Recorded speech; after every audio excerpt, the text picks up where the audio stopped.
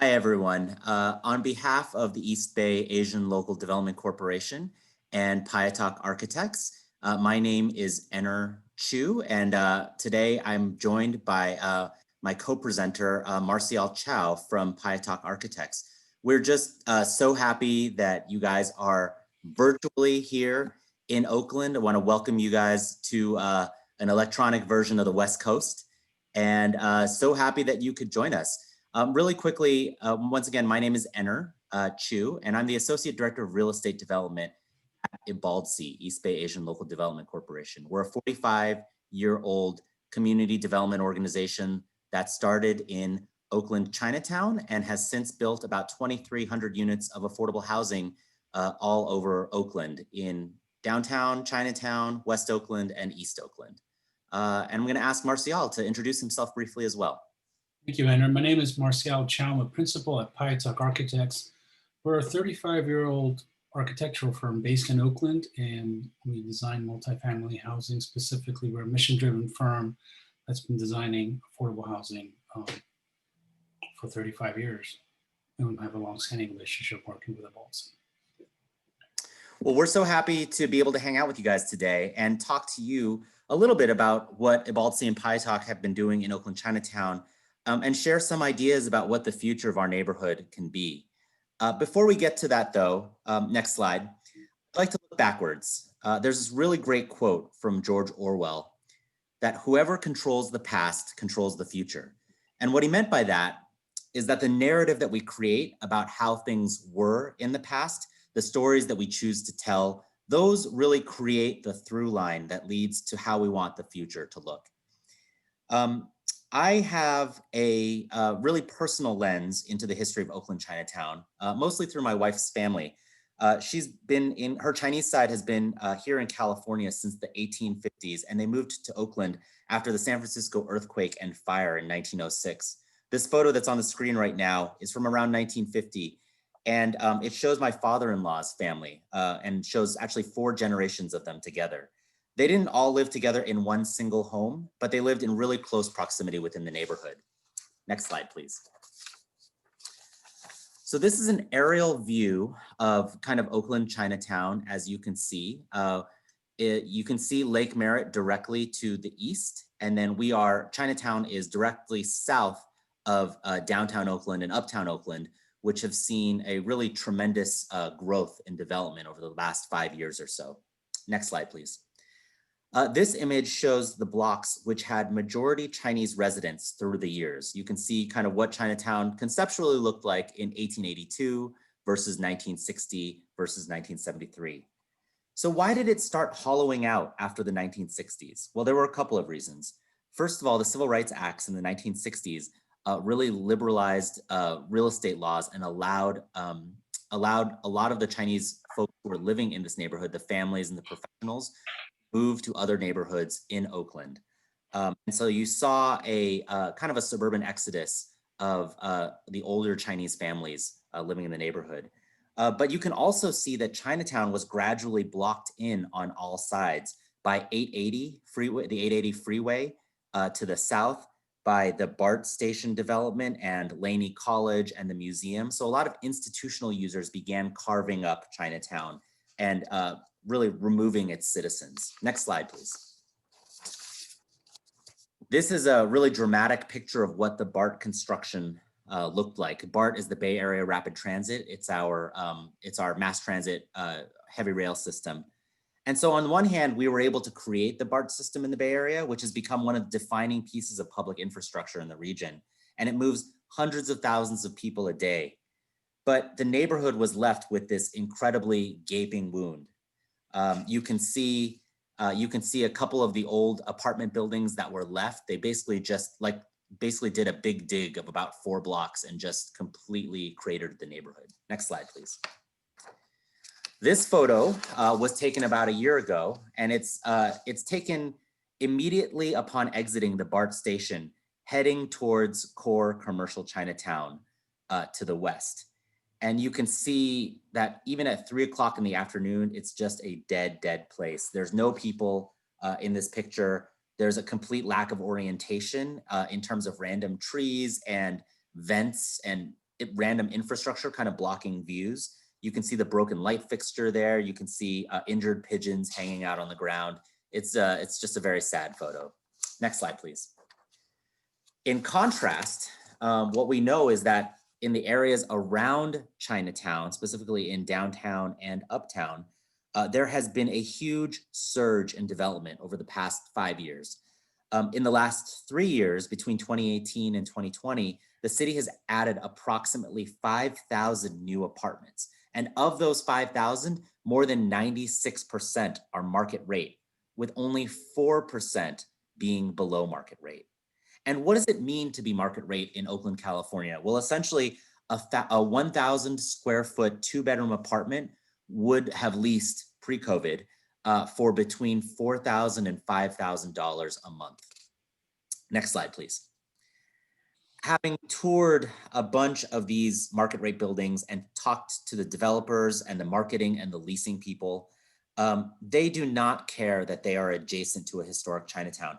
Our community is not one of their marketed amenities. It's not something that they think is important for the folks who live in their buildings to know about.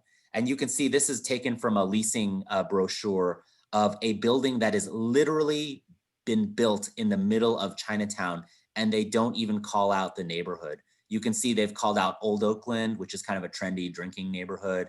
They've called out Jack London Square, which also has a lot of bars. And they've listed, in Chinatown, they've listed 2 or 3 kind of Chinese restaurants that you can find on Yelp. They've just basically been really lazy about their research and really haven't showed any curiosity about the neighborhood that they're located in. Next slide, please. They don't know that Madison Square Park used to be alive with people and families and events. This is a picture of my wife's grandfather hosting a community event on behalf of the Lions Club. And you can see kind of he's on stage there in the middle looking away from the camera. He's watching the mariachi band play music there. And there in the foreground, you see there's a bunch of Japanese American girls in kimonos waiting to get on stage. This was a neighborhood and an area that was really alive with people. Next slide, please. The marketing people don't care about the Episcopal Church where 3 generations of my wife's family attended. Next slide, please. They don't know about the Mingkwang Orphanage for Girls, where my father-in-law went to pick up dates for school dances. Now, when we see these black and white historic images of Chinatown, it's very romantic, it's very idyllic, but of course it's not that simple. Ethnic enclaves like Chinatowns were not historically neighborhoods of choice. They were neighborhoods of necessity. Racist laws prevented Chinese and other minority groups from living in most other parts of the city. And so Chinese folks settled here not only for a desire to be close to their cultural roots, but also for safety and to make the best of what they could out of a bitter poverty. So the key question, I think, for a 21st century Chinatown is this: what exactly from those halcyon days do we want to preserve? How do we recreate some sense of the wholeness that we fondly remember, while recognizing that social, global, and economic conditions that created those ethnic enclaves over the past 150 years have changed radically? Next slide. Well, we know what we want to preserve and what we want to build because in 2009, Ibaltsi partnered with several other nonprofits in Oakland Chinatown, including Asian Health Services, Asian Pacific Environmental Network, and the Chinatown Chamber of Commerce. And we surveyed more than 1,000 residents, employees, business owners, and neighborhood stakeholders. We produced 9 consensus key principles for any new development that would happen. And coincidentally, these principles look a lot like what Ibaltsi has come to term the social determinants of health and what we've incorporated into our healthy neighborhood development concept. Next slide. So this is the Lake Merritt BART Station area today. And when BART released its request for proposals for redevelopment of these two blocks that are bounded in red, Ibaltsi was ready to propose something that we knew was financially feasible and that had a lot of community support.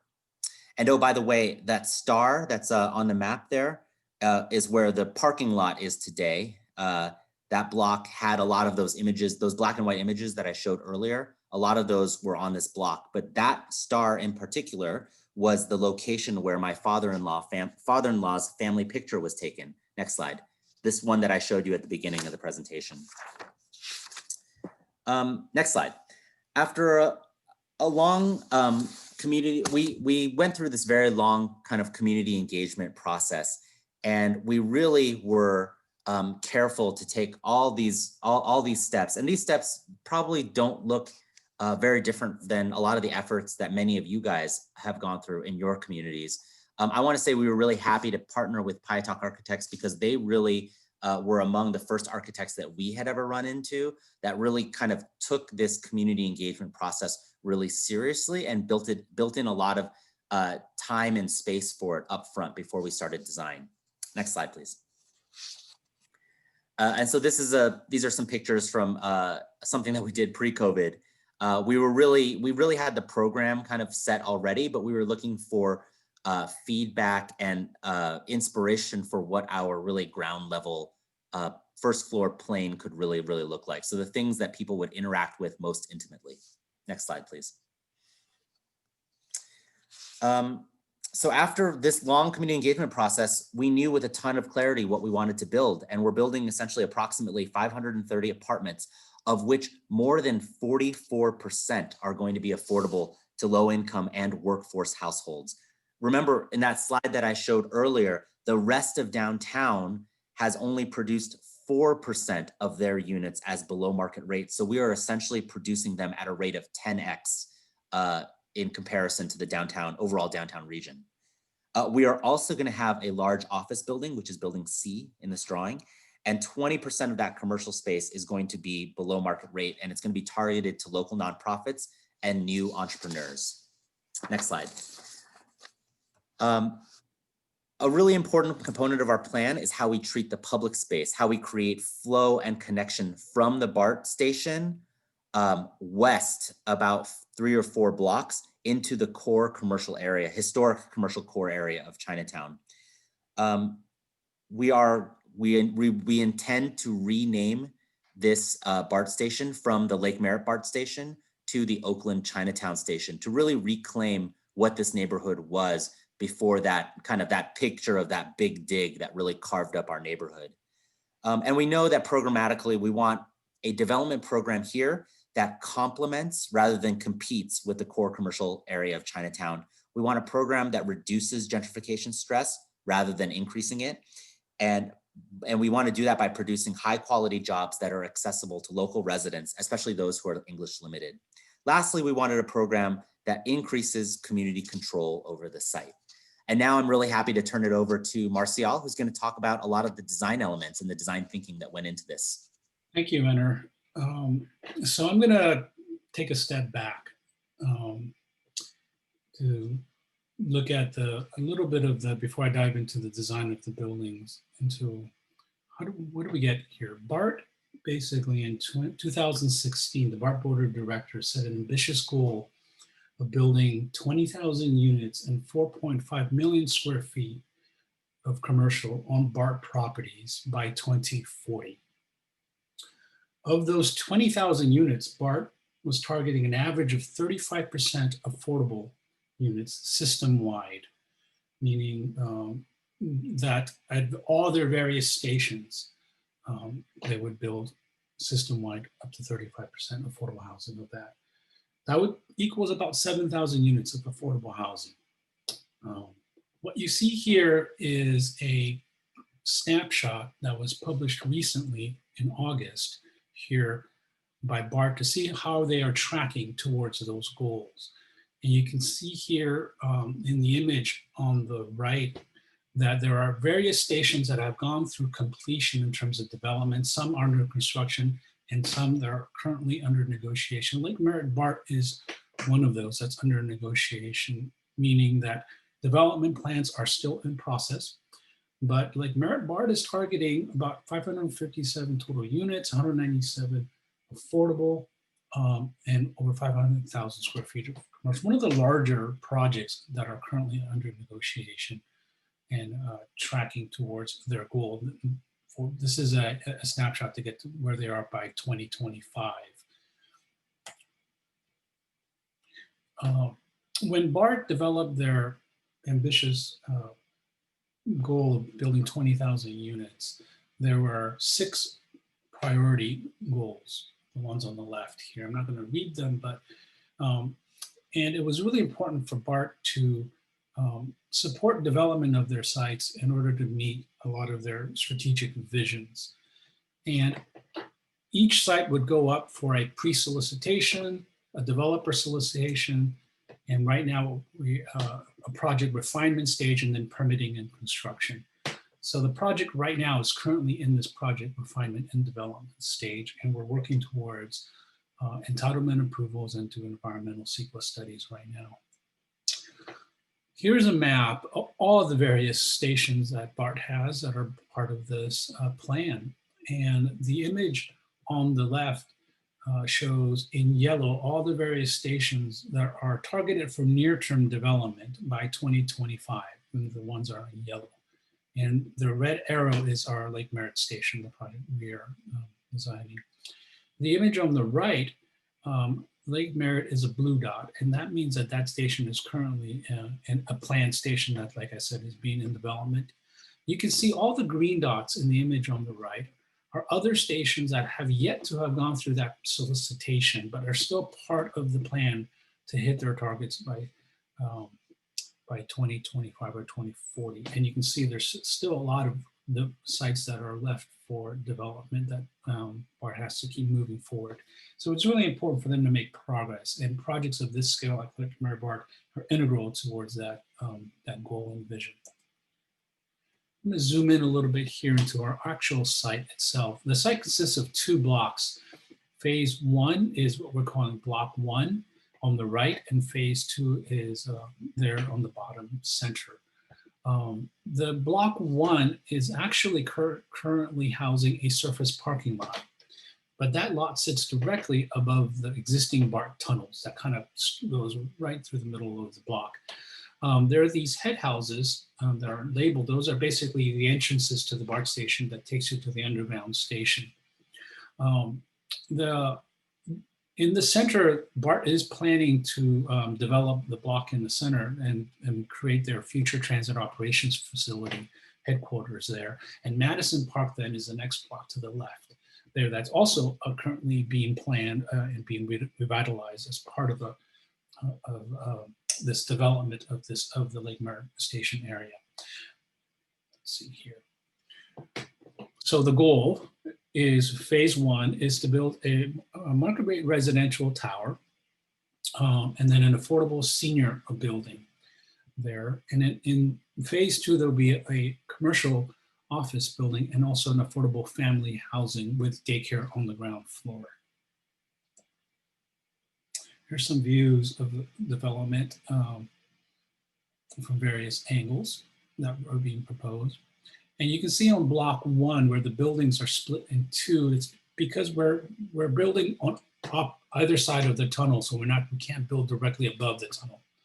So that creates a sail down the middle of those buildings. Here's a map that shows the various external forces acting on the site that as we were studying the sites.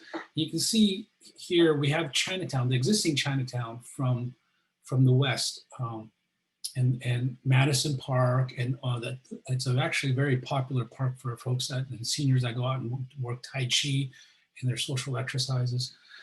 You have from the south the waterfront and the shoreline, and then from the north the institutional, the courthouses, the libraries, the Oakland Museum, and then from the east, Laney College, which is our direct neighbor to the east, and Lake Merritt, and the forces from Lake Merritt coming, all centered on this site here where the BART station is located.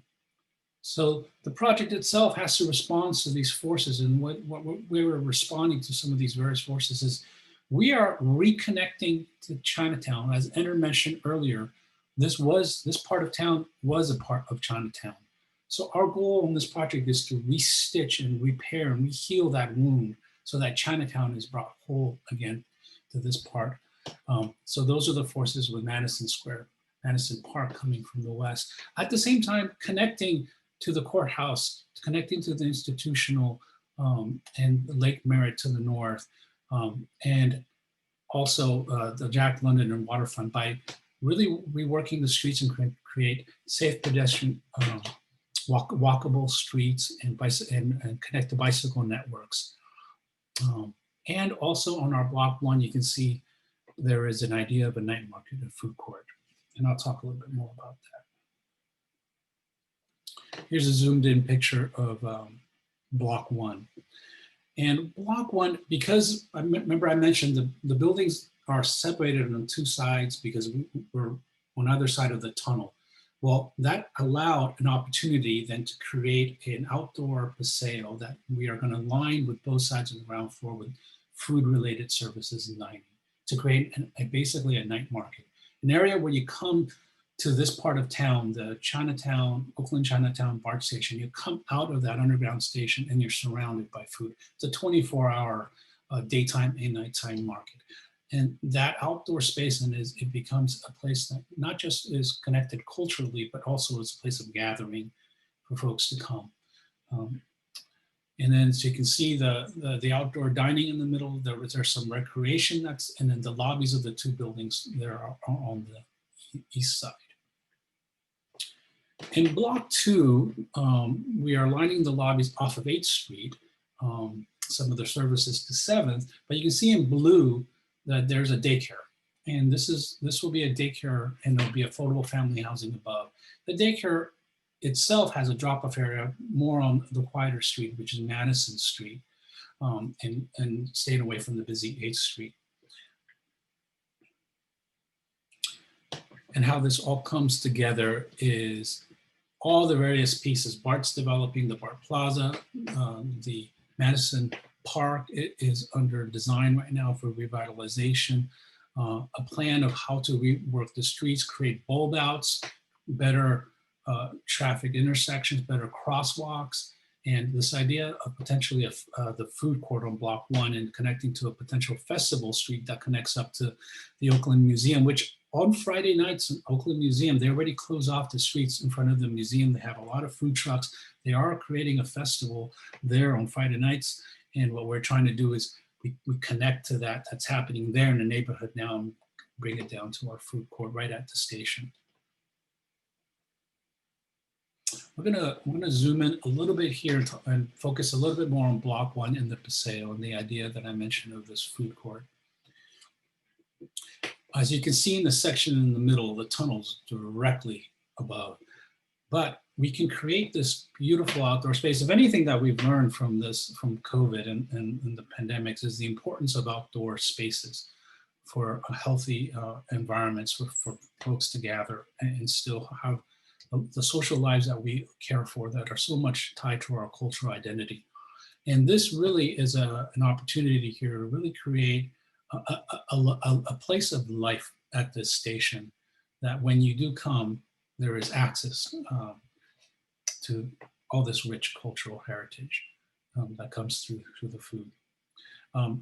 Lighting is really important. And how do you do lighting? Various types of lightings, signage and awnings, outdoor furniture and landscape is incredibly important to bring life back to this area at the ground plane. And we're not talking about deep retail here. We're talking about very shallow food retail that allows small businesses to operate, not heavy investments to come in and build like a really big restaurant. Your mom and pop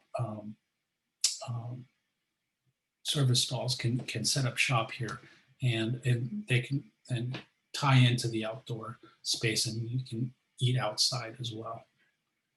So there are some images. This is if you were directly coming out of one of the BART station head houses from the underground and you walk right out and you're looking east down through the paseo and the food paseo.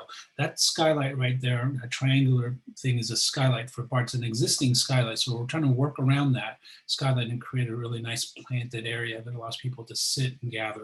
And you can see the sort of the life of the food court. This is a view on 8th Street and Fallon. Laney College is directly behind us. And what you're looking at here is the main entry lobby of the Affordable Senior Building. We have about 100 units of affordable senior, and we're creating basically the very nice expression of this tall space that basically acts as a front porch for the seniors at this corner. And this part of the paseo will be heavily vegetated and planted as well. Stepping a little further down Fallon Street, we're looking now towards the lobby of the residential tower, and then the food paseo is on the left. One of the important things we're doing, though, on the right is there's a bicycle boulevard that's part of the larger bicycle master plan of Oakland. So a lot of this project is stitching the bike lanes to the greater plan and infrastructure. And wider sidewalks and safer pedestrian crossings, and planting lots of street trees, which are not there currently. A view down 8th Street and Oak Street here. Again, this is stepping right out of one of the BART head houses, which is basically the entrance to the station. As you walk out and you're looking towards Block 2, you have the new office building, commercial office building there. That, again, as I mentioned, 20% of that office space will be dedicated for affordable businesses. And then an affordable family building there with the daycare on the ground floor. This is a view up Madison Street, looking back up towards 8th Street. And what you're seeing here on the right is the entry to the daycare center. And we have created a pocket plaza here that also serves as dedicated safe play area for the toddlers and the entry for the daycare, and allows drop off and pick up, and revitalizes the life on the street. And you can see on the very far left, Madison Park is directly across the street there on the left. So the daycare has connections with better safety improvements of the intersection there to allow folks to use the park as well. So what could this look like? Here are some very early concept renderings of the affordable building and the market rate residential tower, the food paseo. This would be as you walk out of the station. Head houses on Oak Street on the other side looking east. This is what the images of Block 2 with the commercial building and the affordable family building there as well. And the affordable senior building with its big front porch connection at the corner here of Fallon and Oak. You have Laney College to the right, and you can see the Festival Street connecting to the Oakland Museum there at the end of Fallon Street, which they already, as I mentioned earlier, closed their street and created a lot of a Festival Street there, and how it all can now, this neighborhood starts to kind of tie together and celebrate the life of Oakland. And you can see Lake Merritt there to the right as well, within a short walking distance. I'm going to turn this over to Enner now. Back to Enner. Thanks, Marcial. Well, back to this really incredible image. A lot of people that I talk to still today really still remember this wound. Next slide. And every day we see the scar and the kind of nothingness that was left behind. Next slide. So the question is, how do we heal that scar? How do we reknit the neighborhood back together and bring back a sense of connection to the surrounding places that we had here and that we still have here? Ibaltsi and Payatak architects, we both know how to design and build nice things.